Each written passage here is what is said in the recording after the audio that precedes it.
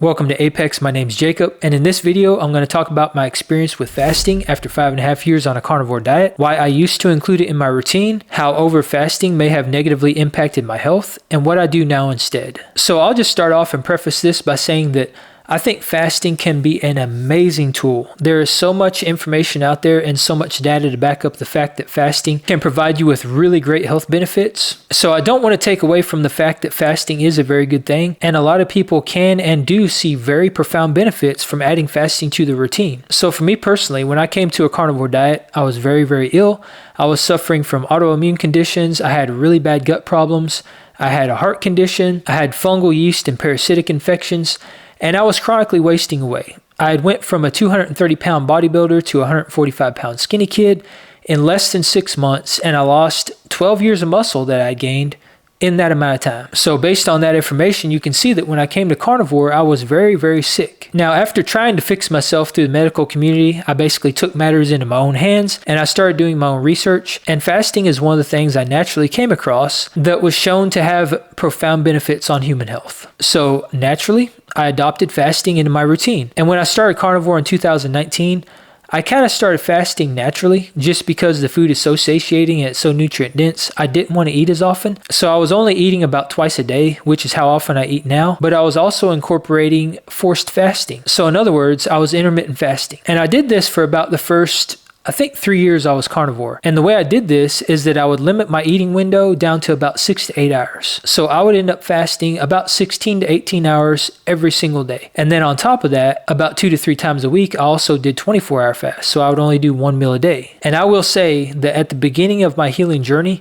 I definitely saw some benefits from that. 100%. Because when it comes to things like candida, parasites, fungus, and yeast, all that stuff really gets weakened and really starts to die off when you starve out its fuel source. And simply going carnivore is enough to do that to an extent. But when you incorporate fasting on top of that, the food source for that bad stuff living inside you is really cut back, and it can drastically reduce the populations of that bad stuff inside your body. And that is what I experienced. And from that happening, I automatically felt better because I was getting more nutrients from my food now because all these bad parasites and all this bad stuff in my body wasn't consuming my fuel source. And when those things are living inside you, they're also constantly dumping out toxins inside your body. Because when you think about this, these are living organisms that are inside you and they excrete waste just like we do. So imagine somebody living in you and pooping and peeing inside your body. And that's essentially what is happening. And when that stuff gets released into your body, especially if you have other underlying conditions such as leaky gut, it can wreak havoc within your body and make you feel like absolute trash. So I think a lot of the benefits I experienced from fasting early on in my carnivore journey was due to that, and also due to simple autophagy. Because when you fast, your body enters a state of autophagy, which basically means that your body is getting rid of old cells and is creating new ones. So it's almost like refreshing your body, which I think it goes without saying that can be an amazing thing because you're essentially regenerating and rejuvenating your body from the inside out. And then on top of the intermittent fasting I was doing, about once every 2 to 3 months, I was also doing 2 to 3 day fasts. And that sounds like something that would be very, very difficult to do, but it was actually pretty effortless because when you're fat adapted, your body's running on ketones and you're kind of used to being in a fasted state anyway, it's pretty easy to go without eating for extended periods of time. And after about the first day or so, your hunger signals basically just fade away into nothing and you don't crave food at all, which is exactly what happened with me. Now, as far as the benefits that I saw from fasting that long, I can't really say one way or the other. It was kind of null and void. I don't know that I noticed anything very, very profound from fasting that long, but I will say that it didn't really make me feel bad either, so I guess that's a win. So after a few years of doing that and experiencing the benefits I just mentioned, I did start to see a decline of these benefits and I started to see some negative things kind of popping up. So the first thing, and this one's kind of very subtle, but I started getting heartburn. So when I would fast 16, 18, or 24 hours, and then I would consume food, I think it was getting harder for my body to ramp up stomach acid production, or maybe the pH of my stomach acid was just a little bit on the high side because I had been fasting so long. But after breaking those fasts and consuming food, I would often have heartburn. And I think another big reason for that is that when you're restricting your eating window to a window that is that small and you're only eating once or twice a day, you have to cram a lot of food into those 1 or 2 meals to make sure that you're getting enough nutrition. And what that was doing is it was leading to me overstuffing myself. I was cramming way too much food into a single meal, and then coming off of a fast that long, my body wasn't ready to take in that amount of food, and that food sometimes would just kind of sit in my gut. And I'd go to bed on nights after doing that and wake up the next morning and have really bad indigestion and heartburn, and sometimes I would even have like belching. And the belching would smell like almost like rotten meat, like the meat was just kind of sitting in my gut and wasn't being properly digested. And when it comes to intermittent fasting, and especially extended fasting, it is very, very important to break your fast slowly. It's not a good thing to just cram a bunch of food down your throat after you fasted that long, because your body does have to kind of ramp up and get ready for that. And I was doing those things. So I wasn't just like cramming food down my gullet and hoping for the best. Like I would break my fast with bone broth, and then I would eat something very small and lean, and then I would have my massive meal. But the negative things I was experiencing from that was getting more and more frequent. And the second thing I started to experience is what I would consider a negative impact to my central nervous system. And I think a lot of this has to do with maybe I was doing too many things at once because I was still working out. There was a lot of times where I'd be working hard at work or working hard outside, doing chores around the house, not really relaxing when I'm fasting for extended periods of time. And at that time, I was also doing cold plunges, so that's more stress on the body. And I think all this just kind of accumulated, and I could tell it was having negative effects on my overall health. There was a lot of times where I just felt really drained, I felt depleted, and my energy levels were just kind of tanking. And that eventually led to me catching a couple colds, which is something I never get since going carnivore. So that in itself was very telling that there was some negative things happening. And the third thing I experienced, and this is the one that made me stop fasting altogether, is that I ended up having a gallbladder issue. So what ended up happening is I was doing I think 32 or 48 hour fast. And during that fasting period, I was doing my normal stuff. I was working out. I was working outside. I was doing my normal daily chores. I was going to work, doing all the same things I would normally do on a day-to-day basis. And I remember on that particular day when this happened, I was working on some stuff outside, and it involved me mixing and pouring concrete. So I was carrying 80-pound concrete bags on my shoulders. I was dragging concrete all around outside, and I was really busting my butt working pretty darn hard. And I remember feeling really depleted and kind of low on energy when I was doing all this. But by the end of the day, I started experiencing pain under my right rib. So I'd never experienced that before. Didn't really know what it was. Didn't think too much about it. I thought maybe I just kind of pulled something from lugging all this concrete around. But by that night, the pain had gotten gradually worse. And then by the next morning, it had gotten even worse still. And then another day passes, and I noticed I had a swollen lymph node down in my groin on that same side of my body. And when I say swollen lymph node, I mean that this thing was really big, like golf ball sized. And I'd never had that happen before. Even when I was super sick, I had swollen lymph nodes, but they were not that big. So I knew something was seriously going on there. And when I woke up that next morning and had a low grade fever, I went to the ER. They ran a couple tests. They couldn't find anything immediate, so they discharged me. I went to bed that night, had the most horrific night sweats I've ever had in my entire life. I'm talking soaked through all my blankets, all my sheets into the mattress, and was literally swimming in my bed. And I got up, checked my temperature, and I had a fever of over 102.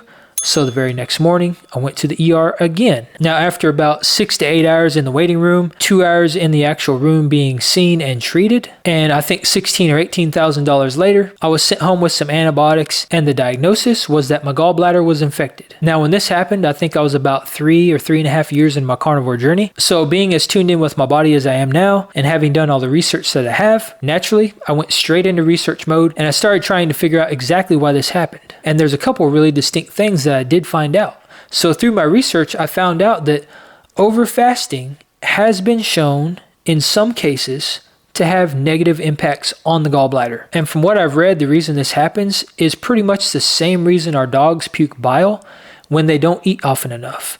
And that is because excess bile will build up in the gallbladder. There's no fat or anything for your gallbladder to excrete bile. So it just kind of sits there, and all that excess bile building up in your gallbladder can essentially erode away at the walls of the gallbladder and cause it to get infected. So after making these discoveries and thinking back on this, I realized that there were actually 3 other people that I had witnessed this happen to. The first case came from a guy named Vegetable Police on YouTube. And he is, or was, maybe still is, a vegan. And he's been promoting a vegan diet on his channel for years and years and years.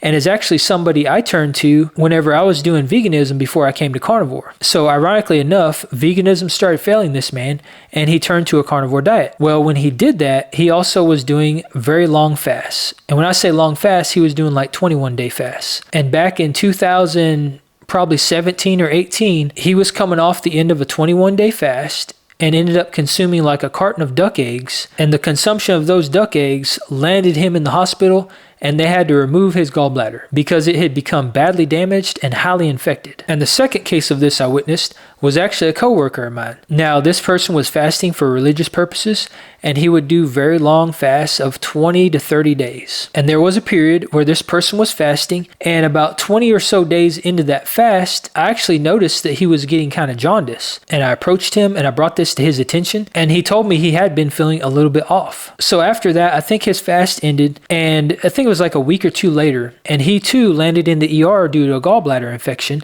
and they had to remove his gallbladder. And the surgeon actually told him that it was one of the worst gallbladders he had ever seen. And the third person I witnessed this happen to is actually a very dear friend of mine. So this particular person was suffering from an eating disorder for over a year, and that essentially involved him starving himself. And somewhere around the end of that period where he was suffering from this disorder, he started having severe gallbladder attacks. And one of those attacks actually made him collapse on the floor, get rushed to the ER, and they had to immediately remove his gallbladder.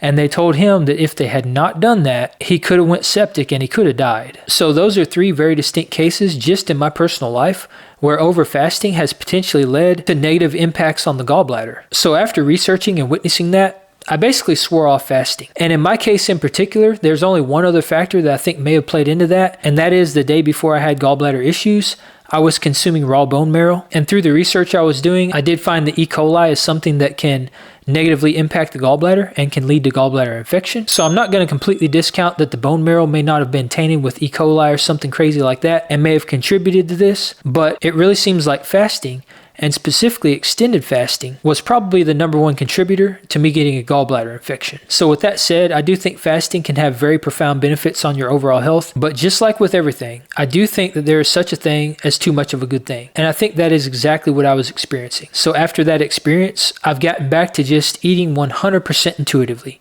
I eat when I'm hungry, I stop when I'm full, I put my body in control, and I let my body dictate and tell me exactly what to eat and when to eat. And it really doesn't get any simpler than that, because it is a very liberating and empowering feeling when you can be that in tune with your body, where you can just sit back and enjoy the ride. And since adopting that mindset and that way of eating, I have never felt better. My health is completely optimized. All the issues I mentioned before, I do not have anymore, and I am in the best health and the best shape of my entire life. And that is true even with me now unintentionally fasting, because there are periods where my body tells me that I am simply not hungry, and I will go 18, 24, sometimes 30 hours without eating. But I let my body dictate that now instead of forcing myself to fast. So when it comes to fasting, I do think it played a very important role in my healing journey at the beginning. But after experiencing the benefits from that and healing my body, I think my body just wanted to be properly nourished. And by intentionally withholding that nourishment from my body, I think I was doing more harm than good. So while I think these things are very important tools, I think there are some cases